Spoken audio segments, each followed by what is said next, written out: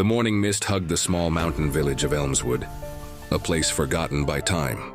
Wooden houses leaned on each other like tired old men, and narrow paths wound through the fog like fading memories. In one of those houses lived a boy named Ethan Cross, 17 years old, born without legs. But what he lacked in limbs, he made up for in spirit. His arms were strong, his eyes full of something that refused to break: hope. For years, Ethan watched other kids run across the Green Valley, chasing the wind. He used to dream of running too, of feeling the ground beneath his feet.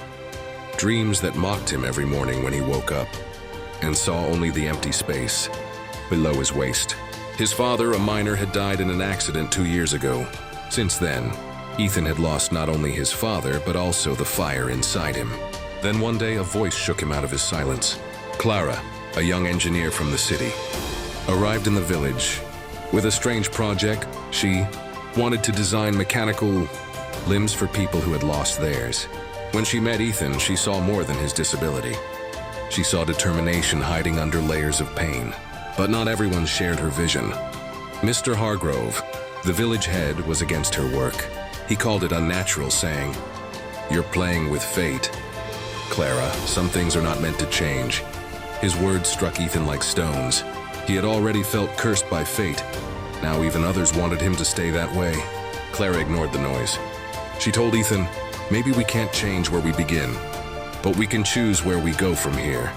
Those words stayed with him. For weeks, Ethan helped her gather metal scraps, wires and gears from the old mining yard. Their small workshop buzzed with the sound of possibility. Hammer strikes, metal grinding, sparks flying. But one night, the workshop caught fire. The villagers whispered that it was cursed. Ethan barely made it out, dragging himself across the dirt with his bare hands. Clara's designs, on months of effort, turned to ashes. Mr. Hargrove stood in the smoke, shaking his head. "See, I told you. This was never meant to be."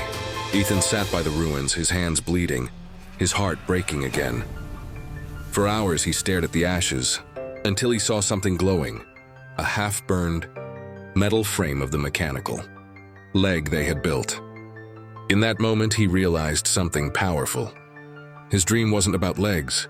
It was about refusing to stop moving forward. The next morning, with trembling hands, he rebuilt the leg himself. It wasn't perfect, but when he stood up for the first time, even for a few seconds, tears rolled down his face. The ground felt alive beneath him. The whole village gathered to watch. Clara smiled, whispering, "You did it. Ethan, you ran before you could even walk." Mr. Hargrove turned away, speechless.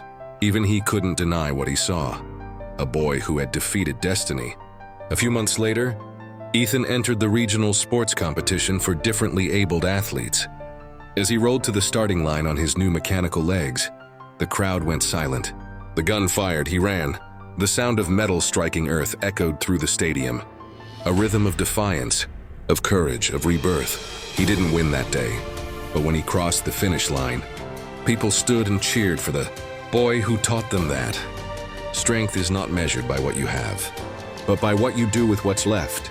And from that day on, whenever someone in Elmswood felt hopeless, they remembered the boy born without legs, who ran towards his dreams.